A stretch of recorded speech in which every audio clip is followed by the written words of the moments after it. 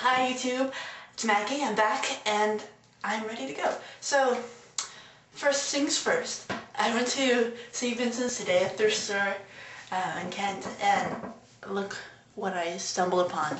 You'll never guess it.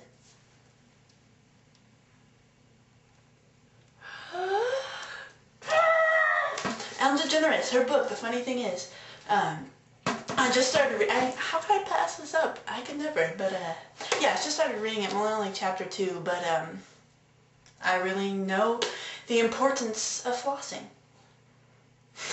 Okay, the other thing I got, this cube with the precious baby photo. Nice. Handsome young man. And all the rest of the sides are blank, but I thought it would be a good decoration, so. Okay, but today's talent. I need to take a break from yesterday's, so today I'm going to do storytelling. Like, if I could have my dream job, it would be to play my own music and tell stories. So, today's story, okay, this started in 8th grade.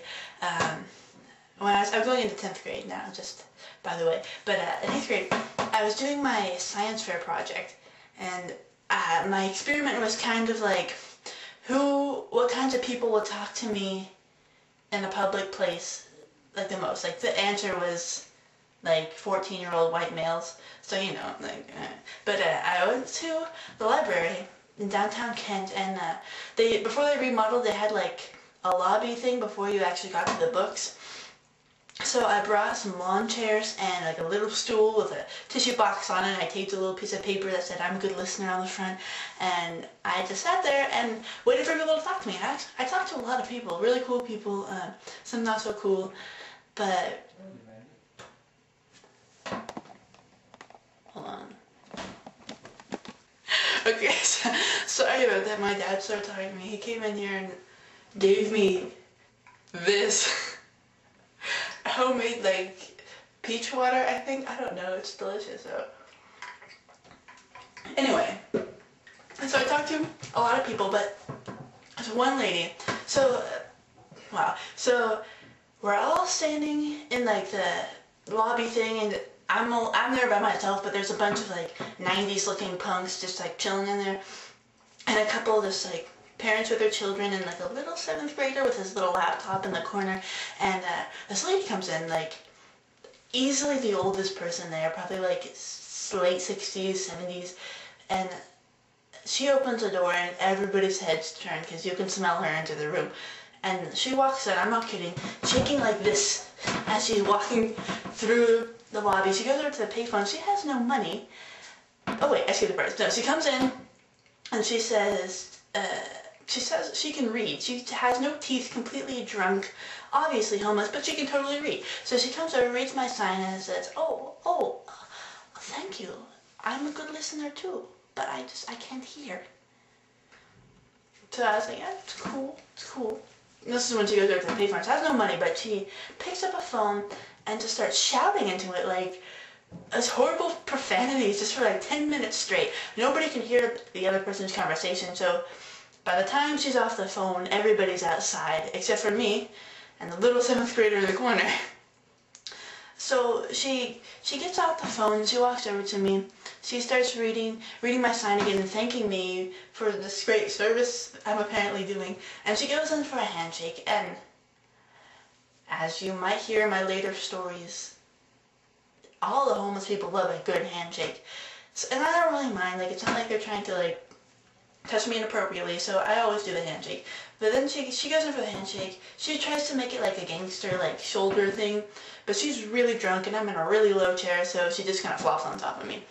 But, it's okay. So then she walks away. This is where it starts to get weird.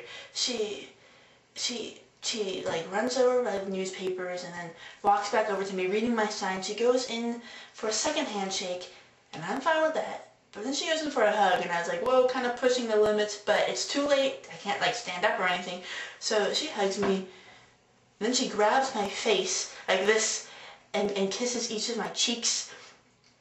And then I'm just like, whoa, this is not what I bargained for when I came here to do this. So I think she's leaving, and I'm like, thank God. As she's walking towards the door, she turns around and she looks at me and she said, you know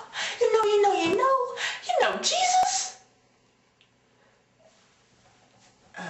Yeah, I guess so. And she said, oh, you know Jesus. So good, so good. There are two things in the life. Two things, the test and the trust. The test and the trust. You know, you walk down the street, that's a test and the trust. So she goes on preaching to me like that for like 4 minutes. I didn't understand the rest of what she said, but then she's like filled with some kind of excitement. Like I didn't even think she could move as quickly, but she runs towards me, grabs my face, hugs my head, kisses my forehead, and like starts whispering into my bangs. No idea what she's saying the whole time. And she grabs my face, kisses each cheek. Remember, she has no teeth. I have hobo drool kind of like going down my cheek. Still kind of like freaked out, but the scariest part is she pushes my shoulder back against the chair like that, and with her other hand pulls my arm forward, so I'm kind of sitting there like this, and she gets right up in my face, and she's like, oh, my name is Sherry, what is your name? So first thought, Sherry? Not exactly the name I would have put with you. Second thought, Maggie. Oh, Maggie, oh. You know we are going to be what's the term? The term, BFF. Then she runs out of the library, across the street, dodging cars as she's running through traffic. I look over to this little 7th grader with his laptop, and he looks back at me and just says, whoa, dude, did you know her? No. I didn't know her, but that's one of my favorite stories. Like, I can hardly believe that's true, but I hope you enjoyed it. So I'll see you guys next time. So long.